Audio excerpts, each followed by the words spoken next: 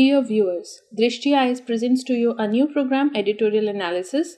In this program, we will analyze editorials published in major English newspapers such as The Hindu, Indian Express, etc. for effective understanding of students.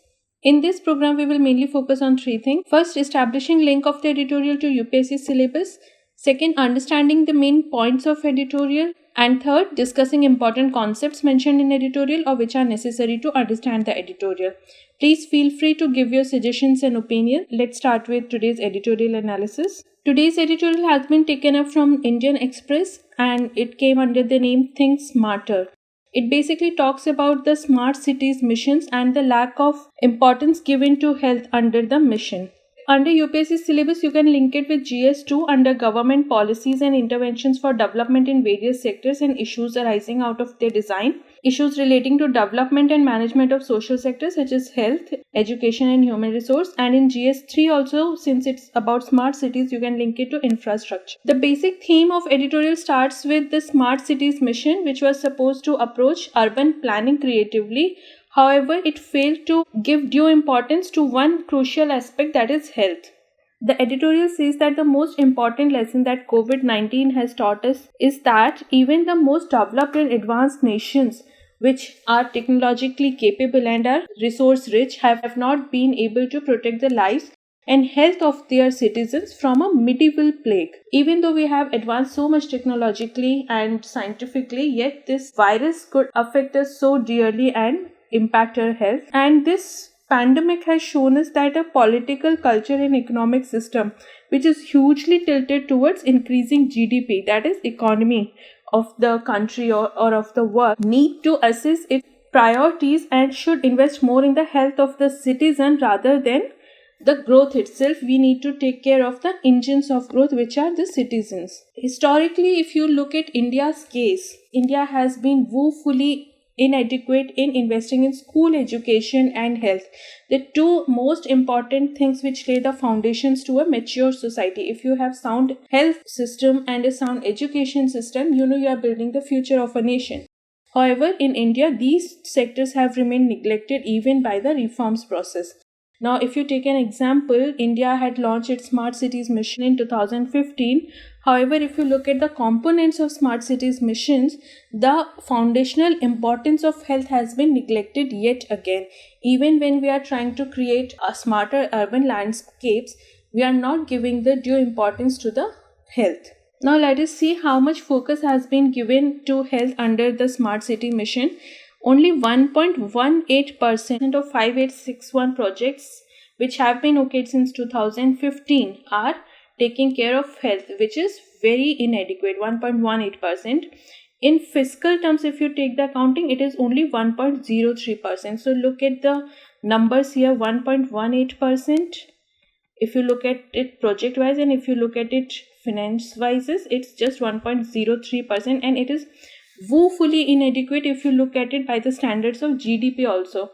India's GDP spends 1.6% of its share on health, which in itself is very shameful. However, if you look at Smart Cities mission, it's even lower. For comparison, if you look at the US health expenditure in 2017, it was 17.9% of GDP. That is, we are 17 times lesser in spending for health. Now, what has been its impact when we are talking about the stats over here? Out of 30 municipal jurisdictions, if you see, that have been affected by this pandemic, 79% of cases, that is almost 80% of cases, have come from the 17 smart cities, and only 7 of these 17 cities have invested mission funds directly in health. Out of these 17 cities which are responsible for 80% of corona cases, only 7 have invested in health out of the Smart City mission funds, and 10 have thought of it as unimportant. Even hotspots like Jaipur and Surat have no health projects at all under the mission.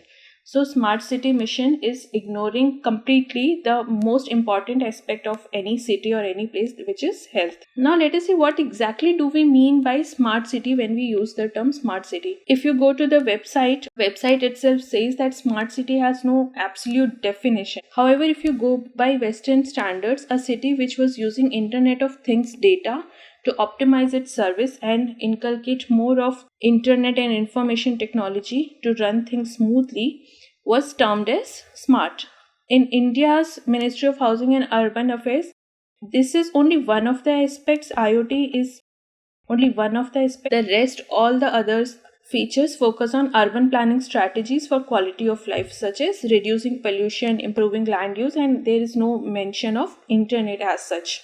So we are not aiming on smart cities in its real sense of term, which is according to the Western planners is Internet of Things. We are rather trying to redevelop our cities through retrofitting and greenfield projects. We are trying to build cities which have good standards of living, a smooth interface to run. To some extent, we are also making use of the smart technologies such as internet or Internet of Things. Now, if you look at the features of a smart city, health is mentioned only in one point, which discusses urban identity conferred through local economic activities such as sports good, hosiery, and providing medical facilities. So you can see that the health has been prioritized with making sports good and hosiery. It has not been given an adequate focus even in the features.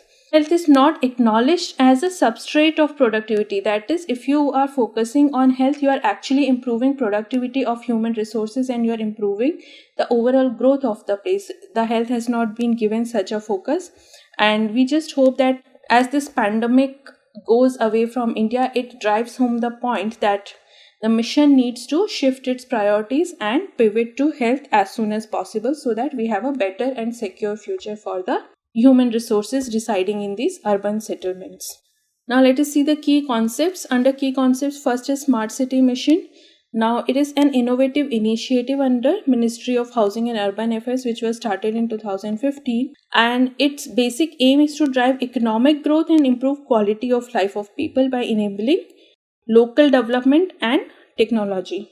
Now, if you look at the infrastructural elements, it focuses on adequate water supply, electricity, solid waste management, mobility and public transport, affordable house, robust IT connectivity. This is where the IT comes over here. Good governance, especially e-governance. This is the next place where you see internet technology. Citizen participation, sustainable environment, safety and security. The last point, it mentions health and education. The objective of the mission is to promote cities that provide core infrastructure and give a decent quality of life, along with sustainable environment and applications of smart solutions. The mission for now covers 100 cities and duration has been for 5 years. And it's supposed to be winding up in 2020, and it is a centrally sponsored scheme. You need to remember this. It is not central sector scheme. Now, if you look at the status of the 5,151 projects that were proposed, only 3,629 have been pursued, and even among these, 25% have been completed. So, only 25% of projects have been completed, even though we are running in the last year of the mission.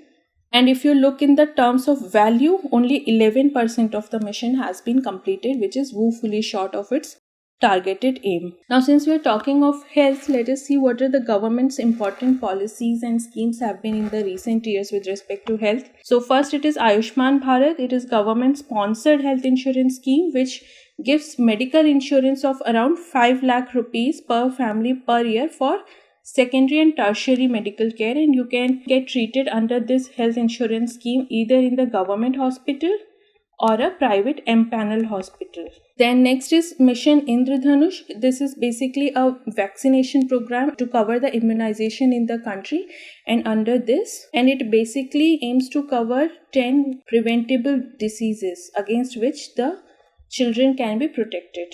So you need to know the names of these diseases, and it's basically an immunization program. Then there is Pradhan Mantri Swasthya Suraksha Yojana, which was announced to correct regional imbalances in the availability of tertiary care. This has to do with tertiary care. Then there is Integrated Child Development Service to improve the nutrition and health status of children in 0 to 6 age group of years. So the important over here is the age bracket, and it aims at psychological, physical and social development. So it's aiming at all-round development of the child. Then last is National Ayush Mission. This has been the recent government intervention, and it takes care of the traditional part of medicines, that is Ayurveda, Yoga, Unani, Siddha, and homeopathy. In the last, let's see the India's expenditure on health. So even though the total expenditure on health has increased, more than doubled by the government in the year 2020, the expenditure by center and states have been 2.6 trillion or 1.29% of GDP. However, if you look at the total health care spending, that is out of pocket and public spending, it is 3.6% of GDP, which is very low if you compare it with US or Germany, which is 11.2, France, Japan. Almost all of them have more than 10% of GDP. And even among the BRICS country, India is spending the least because India has just 1.3%, whereas even Brazil is spending 9.2%, followed by South Africa 8.1%, Russia and China.